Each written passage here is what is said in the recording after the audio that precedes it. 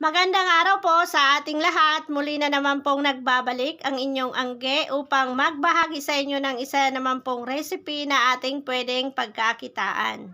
Ngayon po ay gagawa tayo ng sumang muron. Isa itong mabentang kakanin dahil tayong mga Pinoy ay mahilig po dyan. Ayan, pero po bago tayo magsimula, baka kayo ay hindi pa po nakapag-subscribe sa ating channel. Huwag niyo pong kalimutang mag-subscribe at pakihit na din po ang bell button para kayo ay laging updated sa ating mga bidyong gagawin. Tara, samahan niyo ko, magsimula na po tayo!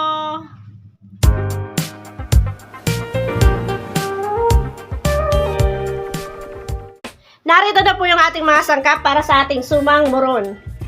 Meron tayo ditong coconut cream at saka coconut milk. Pinagsama ko na po siya. 1 cup ng coconut cream at 3 cups ng coconut milk. Unahin muna natin yung ating white mixture. Meron tayo ditong 1 1/2 cup ng white sugar, 2 tablespoon ng butter, 1/2 teaspoon ng iodized salt, 1 tablespoon vanilla, at yung ating rice flour at glutinous rice flour. Ito po yung gagamitin natin. Ang gagawin po natin dito mamaya ay hahatiin natin. Kalahating rice flour, kalahating glutinous rice flour. Hahatiin po natin yan. Yung para sa ating chocolate mixture naman, meron tayo ditong 1 cup ng coconut cream at 3 cups ng coconut milk. Pinagsama ko na ho sa isang lagayan. Yung ating asukal, 2 cups po, washed sugar, 1 tablespoon vanilla, 1/4 teaspoon food color violet at 1/4 teaspoon food color brown. Yung ating 1/2 teaspoon ng iodized salt, 2 tablespoon butter at 1/2 cup ng cocoa powder, special po ito. Ngayon po gagamit tayo ng maning. Ito na lang gamitin natin. 10 piraso po ito. At syempre po, gagamit tayo ng dahon. Dinarang ko na po to sa apoy. Ayan, magluto na po tayo ng ating white mixture muna ang unahin natin. Gagamit po tayo ng mixing bowl. Ito po yung ating flour. Yung rice flour at saka glutinous rice flour.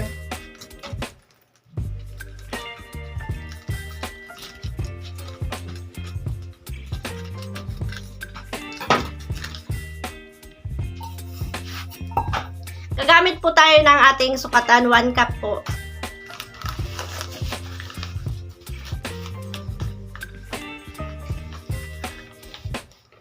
Kuha tayo ng 1 cup muna.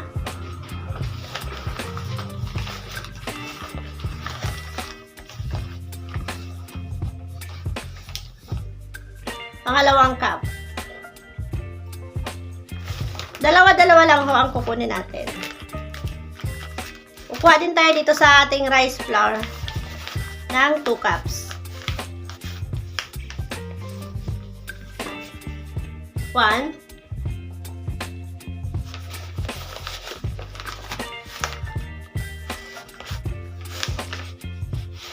2. Ngayon po, ilagay na natin yung ating coconut cream at saka coconut milk.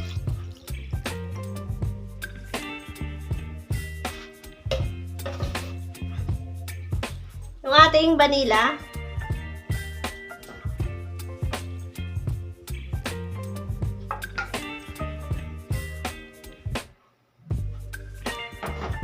Ilagay natin yung ating asukal.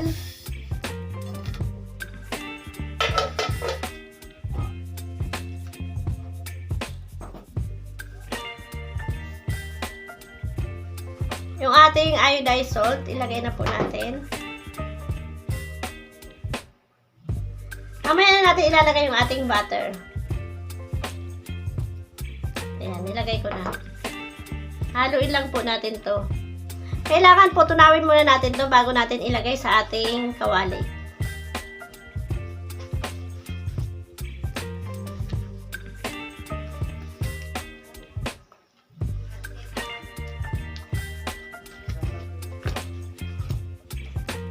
Ayan, okay na to. Ilagay na po natin sa ating kawali. Ngayon po, buksan natin ang ating kalan. Medium heat lang po tayo. At ilagay na po natin yung ating mixture.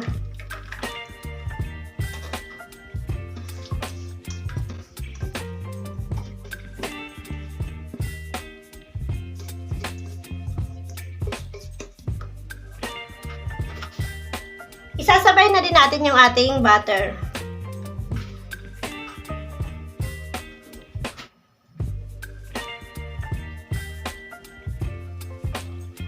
Kailangan po, hahaluin natin to ng hahaluin. Dahan-dahan lang po.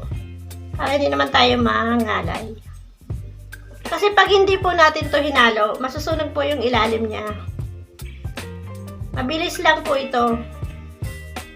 Kapag kumulo na po yan, ang bilis lang po yan matuyo. Papatuyuin lang po natin. Mainam pong gamitin natin kapag nagluluto tayo nito ay non-stick na pan. Para po hindi siya madikit. Kasi kung ordinaryo lang pong kawali yung gagamitin natin, nasusunog po yung ilalim niya kahit anong halo natin, may nasusunog po talaga sa ilalim. Ito ho, wala.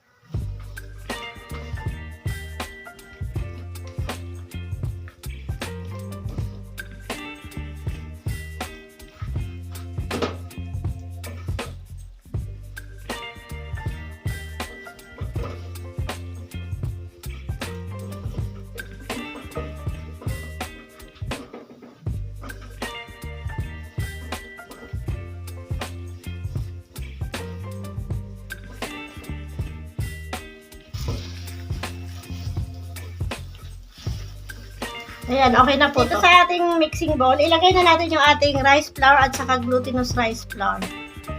Yung kalahati.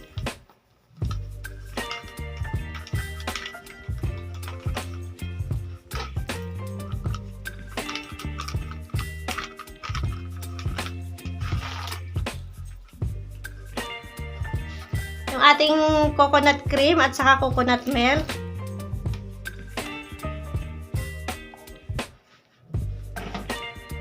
Yung ating vanilla.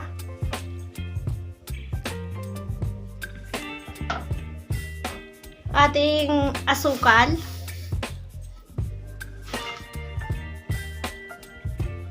Yung food color violet natin at saka brown at saka yung ating iodized salt, ilagay na po natin. At yung ating cocoa powder special. May ordinary po kasi nito. Special yung gagamitin natin para masarap.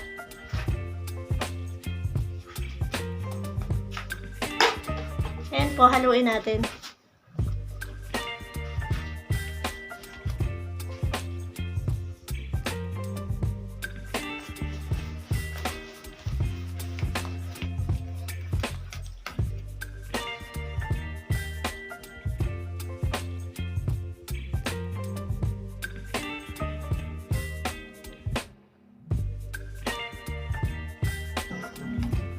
Ayan, okay na to. Okay na po ito. Ilagay natin sa ating kawali. Gamit pa rin natin yung pan natin kanina. Pinunasan ko lang po yan ng tissue. Sindihan na natin yung ating kalan. Ganun pa rin po, medium heat lang po ang ating apoy. Ngayon po, ilagay na natin yung ating chocolate mixture.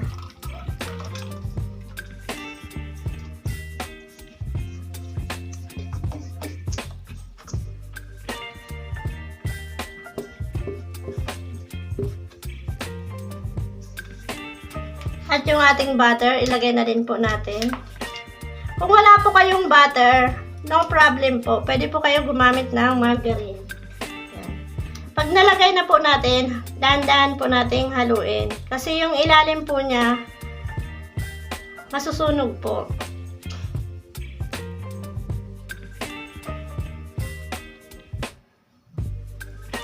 Yung buong sukat po ng ating recipe, nasa description box po. Basahin nyo na lang po. Nandiyan ko po lahat nilagay.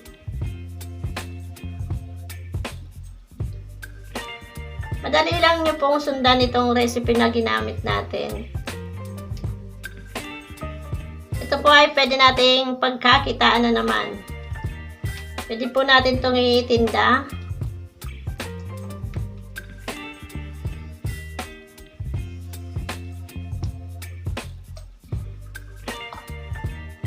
Yung sanyog po pala na ginamit ko dito, nagpakayod po ako sa palengke ng yung tag 30 na nyog. Pinakayod ko lang po, ako na lang po ang nagpiga.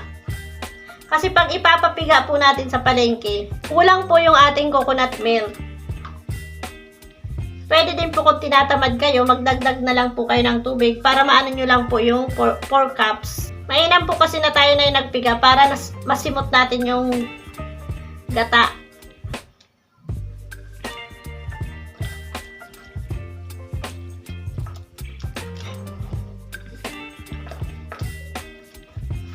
Pag ganito na po, ilagay na natin yung ating mani. Ayan po. Pag po natin duruging masyado, i-crack lang po natin yung ating mani. Maganda po yung may mga ngata-ngata tayong buo-buo. Pangit na po kapag durog na durog.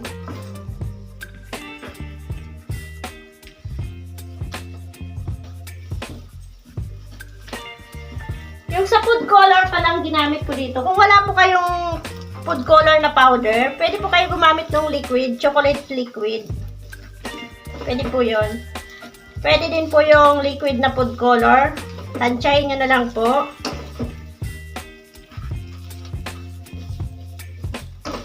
Napakadali lang pong lutuin ang ating sumang muron. Alam nyo naman po na ang inyong anggi ay mahilig magtinda-tinda. Pati ito ay sinubukan ko pong ibenta.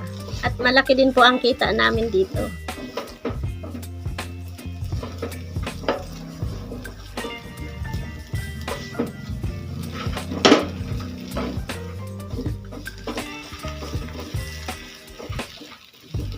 Tignan nyo po, napakaganda ng kulay niya.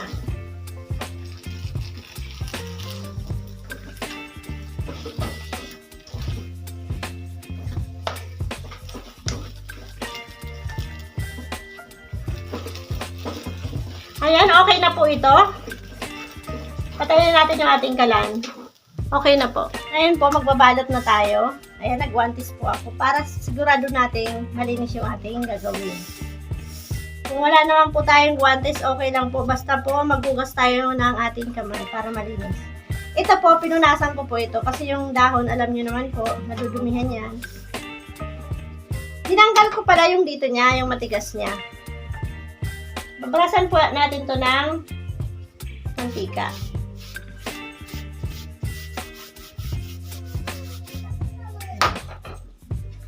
Kuha tayo ng 1 tablespoon.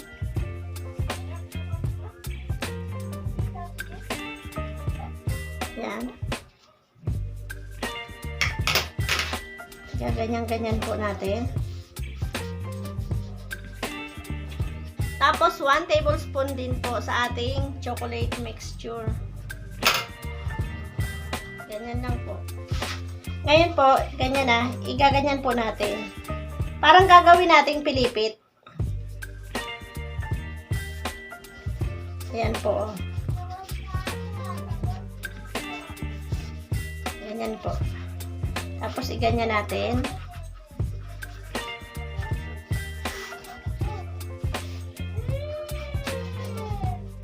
Ayan. Iano natin yung sa dulo po niya.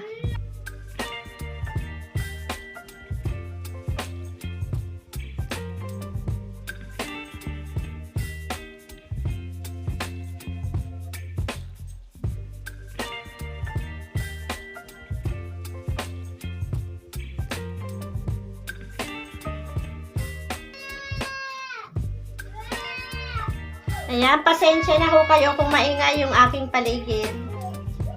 Ayan.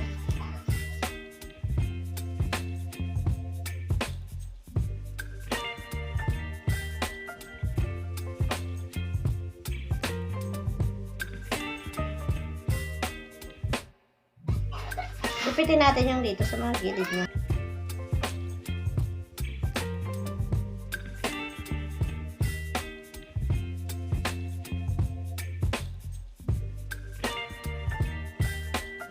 Ayan po. Tuloy-tuloy lang natin yung ating ginagawa.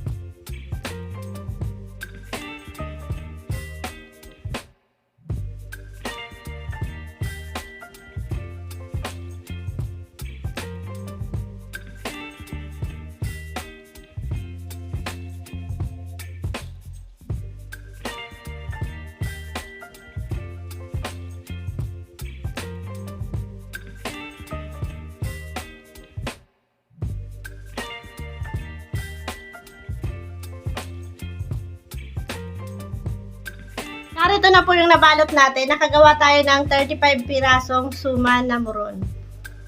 I-steam po natin ito ng 30 to 45 minutes. Ngayon po, ilagay na natin sa ating steamer.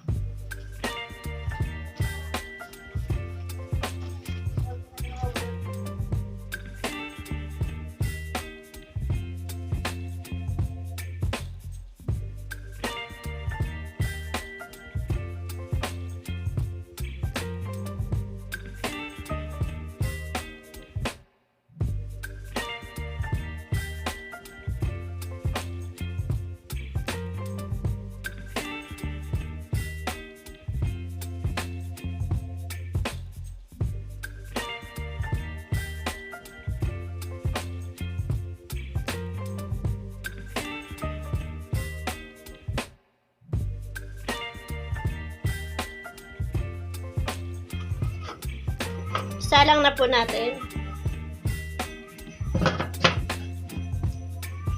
After 30 minutes, tignan po natin. Ayan po, luto na to. Patayin natin yung ating kalan.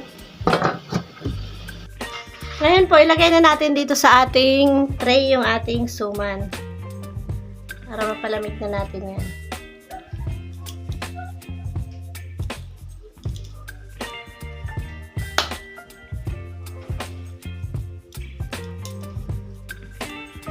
Ngayon po, kung ipantitinda nyo po to, mag-costing na lang po kayo. Ito po ay ibibenta ko ng 15 pesos po ang isa.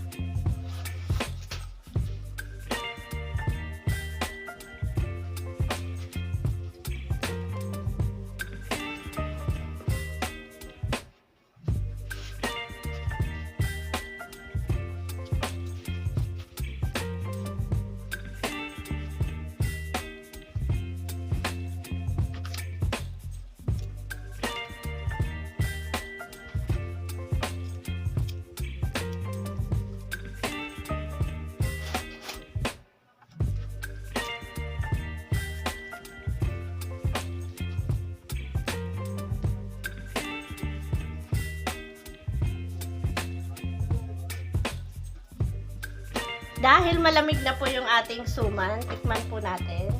Ayan.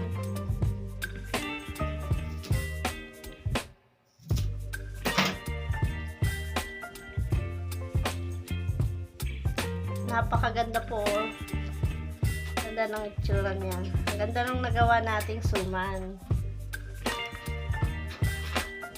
Ngayon po atin tong titikman. Tikman po natin. Akala mo po ay purong malagkit yung ginawa natin.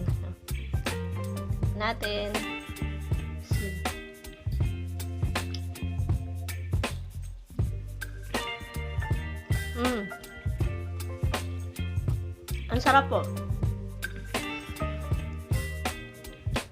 Napakalinamnam po nung lasa niya. Ang sarap po.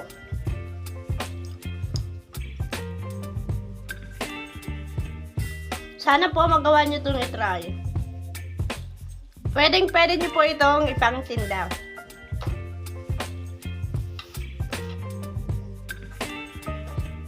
Isa pa nga. Ang sarap. Yung tamis niya ho, saktong-sakto lang yung tamis niya. Alam niyo naman po, hindi ako masyadong mahilig sa matamis. Ito, sakto po yung tamis niya. Yung hindi po nakakaumay.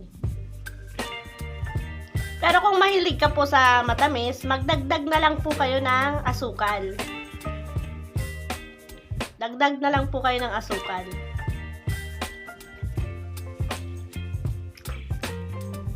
Ang sarap po. Tapos nalalasahan pa natin yung mani na nilagay natin. Ang sarap. Tignan nyo po yung ginawa natin. Napakarami po nang nagawa natin para sa 1 kilo. Bali 1 kilo po yung ating harina lahat. Kaya pwede nga po talaga natin itong pagkakitaan. Kasi ito po ang benta ko ay ibebenta ko po ito ng 15 pesos. Ang laki na din po ng sa atin doon. Bali yung nilagay ko po dito sa bawat bawat dahon niya. Ang nilagay ko po ay bali 2 tablespoon. Nasa inyo po kung gaano karami yung ilalagay nyong laman. Ayan.